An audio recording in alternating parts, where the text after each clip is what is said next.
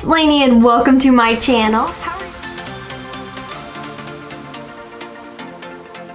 How are you guys doing today? I hope you're having a fantastic week so far. Let me know, what is your scent of the day? Leave it down below. You know I love to hear that. I didn't want to put any on before I dive into my lineup I have set up today because we're gonna talk perfume. I have 7 fragrances here to chat about with you guys. So if you enjoy fragrance content, beauty content, and a little tiny bit of lifestyle content sprinkled on top once in a while, make sure you click that subscribe button.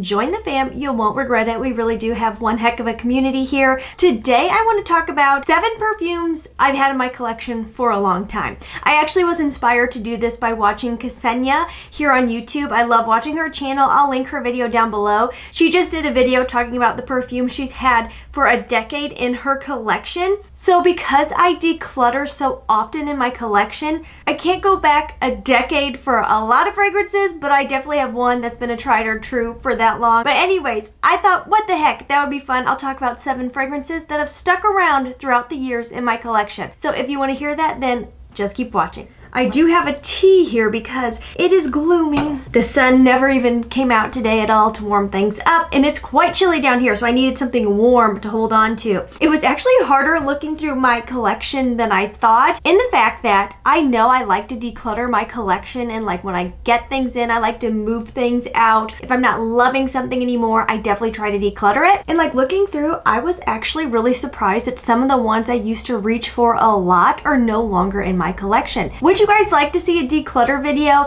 where I can chat about perfumes I have pulled from my collection? Because there are quite a few. If that would be interesting, definitely let me know and I will get that all filmed up and thrown together for you guys. I was only able to find one that I'm like, oh, I have had that forever. That is Britney Spears' Midnight Fantasy. I have had this definitely since, I'm gonna say high school. Let me look at what year this came out. It's an oldie, right? I had to be in high school, maybe grade school. 2006. Okay, I was solidly in high school when this came out, and I have loved this fragrance since it came out. I've had it, it's went away, I've brought it back, and she has now been in my collection for a very long while. I love this fragrance. I don't reach for it as much as I should. I truly love this fragrance. This is a compliment getter. I honestly often find my most complimented fragrances are my cheapest, and I think that's because they're just easy, likable, usually sweet fragrances, and this is very sweet. In here we have top notes of plum, sour cherry, and raspberry, so definitely a fruity opening. In the middle we have orchid, iris, and freesia, and then in the base we have the tried and trues, vanilla, musk, and amber. This is a juvenile scent. I will admit that. It is very young-hearted, but there's also something about it that, like, even in my almost mid-30s, I feel comfortable wearing this. It's fun, it's playful, it is definitely so flirty, but I could also see a teenage girl wearing this and it's not gonna be like, okay, who are you trying to be right now? It works for, honestly, all ages of women. There's something about that opening. I think it's the way the fruits mix together, and that freesia in there I feel like gives a balance to the sweetness, to the fruitiness. It kind of gives it a just soft floral hanging out in the background. To me, this fragrance is pretty linear. What you get when you apply it is what you get throughout the fragrance. I personally also feel like the color of the bottle matches the juice.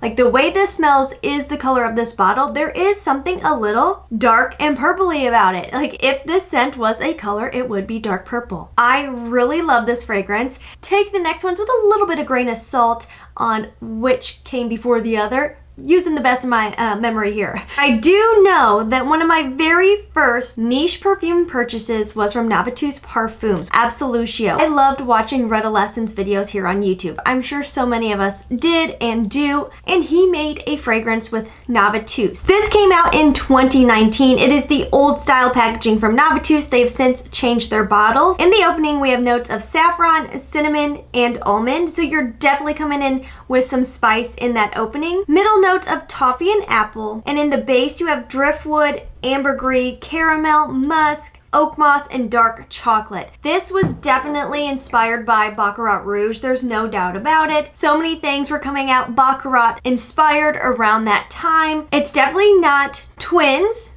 It's not sisters to Baccarat, maybe half sisters.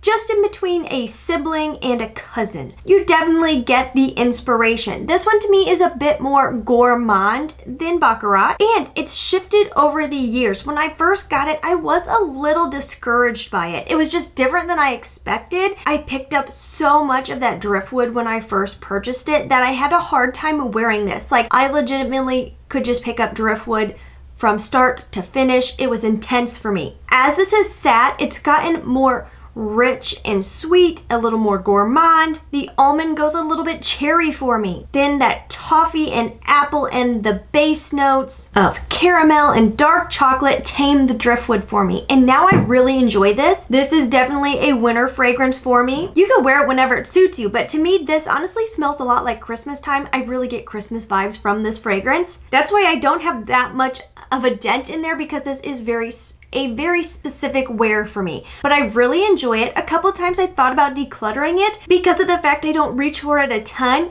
But then when I smell it and then I choose to wear it when I'm considering getting rid of it, I'm like, oh, nope, I love it. I can't get rid of it. So it is here to stay. I've had this for quite a while, and honestly, it just keeps getting better over time, which I love when fragrances do that. This one, Good Chemistry, you did me dirty on this one. It makes me so sad that Good Chemistry discontinued this fragrance. It is in the top favorites in my collection. This is Royal Rebel, and it just hurts my heart that it's no longer available in a spray bottle. I think you can still get it in a roller ball, but I hate roller balls. I love this fragrance, and I hardly wear it because I'm so scared to run out of it, but it is truly a favorite in my collection. There's just something so magical and special about this fragrance. It only has 3 notes, which is interesting. In the top we have pink pepper, in the mid we have amber, and in the base we have musk. Like, what a simple note breakdown. You guys, I can't even express to you how much I love this fragrance. I am obsessed with this fragrance, but I can't wear it because I don't want to run out. Like, literally, like it pains me that they did this to me. How I describe this is a super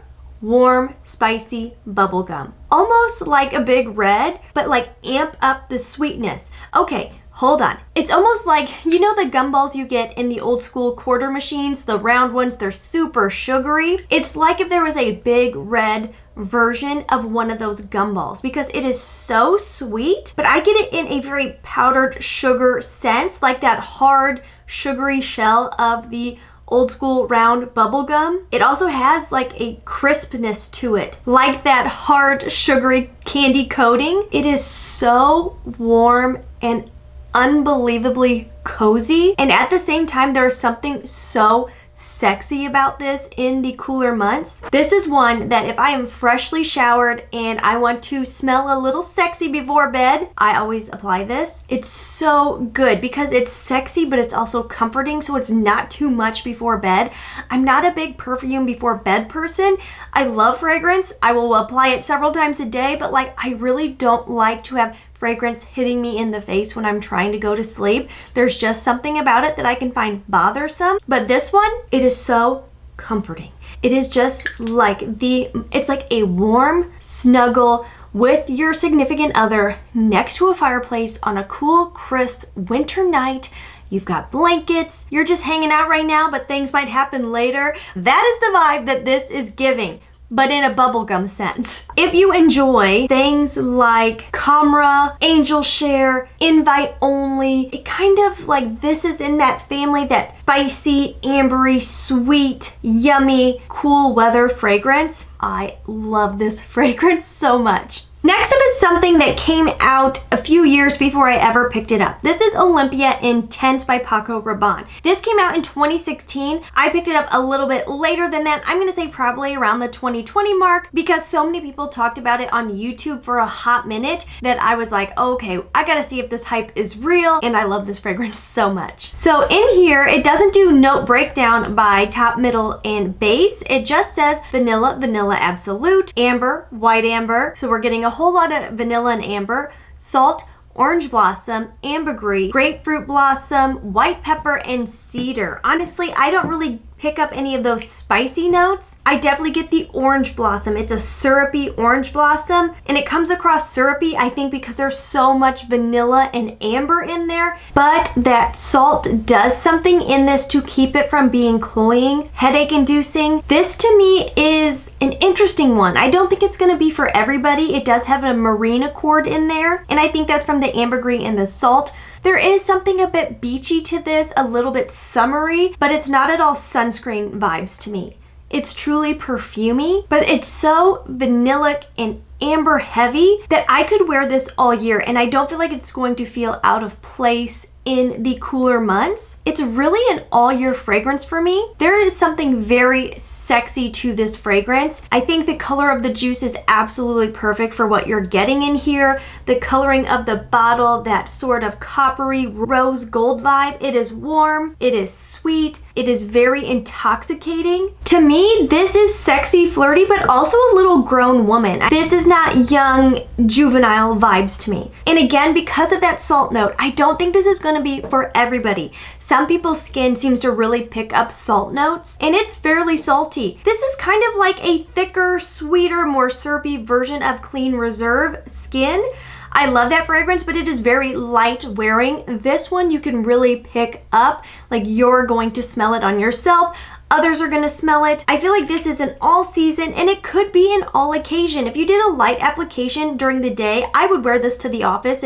I wouldn't find it out of place. And then you could add a few more sprays when you get off. If you're going out with friends, gonna grab a drink, gonna go socialize. This for me is one of those fragrances that can kind of check all the boxes, and one that all of us have in our collection. I did switch up the base, so this is not the regular base. Cloud, the original. It's hard to hate this fragrance. She's so likable. She's so lovable. This was all the rage. Who didn't buy this fragrance? Really, I think almost everybody I know has this fragrance. Like at work all the time, I'll walk by different girls and I'm like, you smell so good. Are you wearing Cloud? And they're like, yeah, I love Cloud. Everybody loves this fragrance. And for that reason, I have found myself not reaching for it. Like I haven't really put that big of a dent in this because this is one that I do feel like you can really spray yourself down in, because it just never gets to be too much or too heavy or bothersome. There's just such an airiness to this fragrance. But everybody smells like it, so I have the hardest time reaching for it anymore. And I do have all three of the Clouds, and that truly is just the collector in me that I'm like, oh, a new Cloud. Yeah, I need it because I want to have the collection. Stupid, I know. I don't reach for this one. I don't reach for the other ones. In the top, we have lavender, pear, and bergamot. In the middle, my favorite parts, the whipped cream, coconut, praline, and vanilla orchid. Like those kind of notes speak to me. In the base, we have musk and woody notes. All season, all occasion, checks all the box fragrances. Like wear it to work, wear it out on a date, wear it anywhere, it just works. It's enjoyable. People love this scent bubble when they're around you. This next one came out in 2020, and I'm gonna guess I purchased it around 2021, 2022 maybe. This was another one I discovered online because people were raving about this brand, and I decided to just dive on in, and I bought like 3 fragrances from this. I have decluttered 2. This is the Johann B House, and this is Delice Nacree. The house honestly is very impressive. They are super affordable. If you look on Rebel Scents, they're usually so affordable. These are made in France. The bottles are always fantastic. Like this is a weighted bottle. You feel like you're getting such a luxury experience for such a great price, because as we all know, the fragrance prices are getting kind of crazy. I've kept this one because 1, I love the bottle. I think it's stunning. 2, there's some interesting notes in here that I just can't see myself parting with. In the top, we have aldehydes. I personally enjoy aldehydes. I know it's a love it or a hate it type of note. In the middle, we have white rose and lime blossom. And then in the base, we have a cookie that I don't know how to pronounce. I think it's some type of Italian cookie, musk,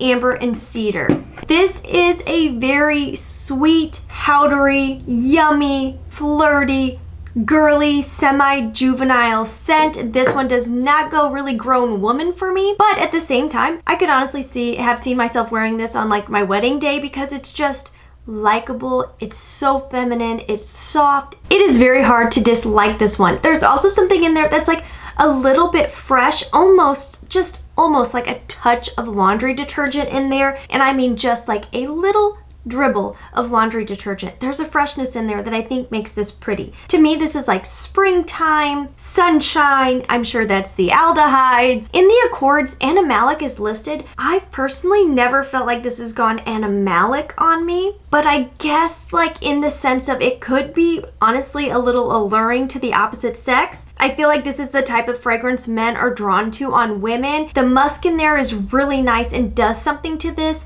as well as I really think the aldehydes in this are really pretty and keeps it that happy, approachable type fragrance that I find myself enjoying. So I really love this. That cookie note just has me sold. Okay, and I can admit I was late to the party with this one. This is Viktor & Rolf Flower Bomb. This has been around since 2005. I don't think I got on the train until 2020. So like your girl was way behind.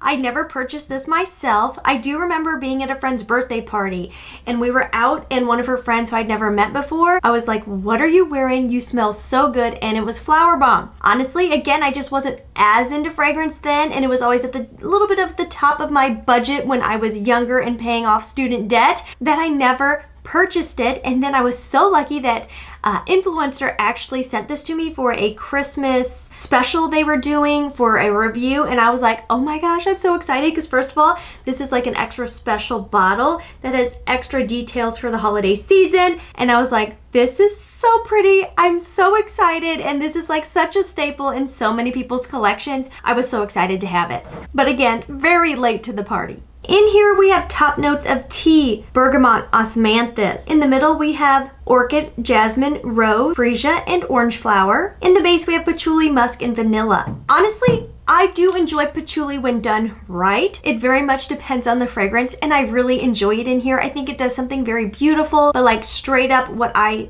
consider like hippie, health, market, patchouli, I cannot stand. When I get a whiff of that, it just, I'm like, ooh, too much, don't like it. In here, I think it's really pretty because this is a very sweet, syrupy fragrance. Honestly, perfect for Christmas time, cold weather. Like sending this out for a Christmas special was so perfect. I feel like a lot of young women wore this when it came out, but to me, this is very grown woman. I work in an office. It's business casual. I'm likable. I'm approachable. I have a lot of friends around the office. That is the vibes she gives me. Those are the 7 fragrances I have had in my collection for quite some time now. I'm sure there's some others in there that I'm missing, but these were the main ones that stuck out as I was browsing through my collection. Like, oh yeah, I've had that for a while. Oh yes, I remember when I got that one. So let me know, what are some tried and trues you've had in your collection for quite some time? You know, I would love to hear it. I'm sure others would. I love when we chat about fragrance down in the comment section, so leave it down below. And as always, please try to stay positive because at the end of the day, that is truly all we can try to do. Mwah! I'll see you in the next one. Bye-bye.